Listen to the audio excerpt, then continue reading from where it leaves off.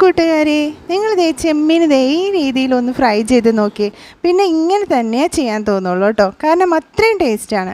അപ്പോൾ അതിന് വേണ്ടിയിട്ട് ഞാൻ ചുവന്നുള്ളി, വറ്റൽമുളക്, വെളുത്തുള്ളി, ഇഞ്ചി എടുത്ത് നന്നായിട്ട് പേസ്റ്റാക്കി എടുത്തിട്ടുണ്ട്. ഇനി നമ്മുടെ ചെമ്മീനിലേക്ക് ഉപ്പും പിന്നെ മഞ്ഞൾപ്പൊടി, കുരുമുളക് പൊടി, വലിയ ജീരകം പൊടിച്ചത് ഇത്രയും കൂടി ചേർത്തിട്ട് നന്നായിട്ടൊന്ന് മിക്സ് ചെയ്തെടുക്കുകയാണ് ചെയ്യുന്നത്. ഇതൊരു അരമണിക്കൂറോ അല്ലെങ്കിൽ ഒരു 15 മിനിറ്റോ മാറ്റി വെക്കാം. അതിനുശേഷം നമ്മുടെ ഈ പേസ്റ്റും കൂടി ഇതിലേക്ക് ഇട്ടിട്ട് നന്നായിട്ടൊന്ന് കുഴച്ചെടുക്കാം. ഇനി നമുക്ക് ഒരു ചട്ടി വെച്ചിട്ട് ചൂടാവുമ്പോൾ നന്നായിട്ട് വെളിച്ചെണ്ണ ഒഴിച്ച് കൊടുത്തിട്ട് അതിൽ കുറച്ച് വേപ്പിലയും ഇട്ട് കൊടുക്കാം.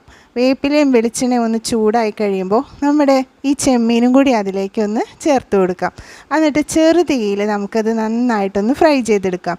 ഈ രീതിയിൽ നിങ്ങളൊന്ന് ചെയ്ത് നോക്കൂ. തീർച്ചയായും നിങ്ങൾക്കിത് ഇഷ്ടപ്പെടുകയും ചെയ്യും, പിന്നെ ഉണ്ടാക്കുകയും ചെയ്യും. അപ്പോൾ പുതിയൊരു വീഡിയോ ആയിട്ട്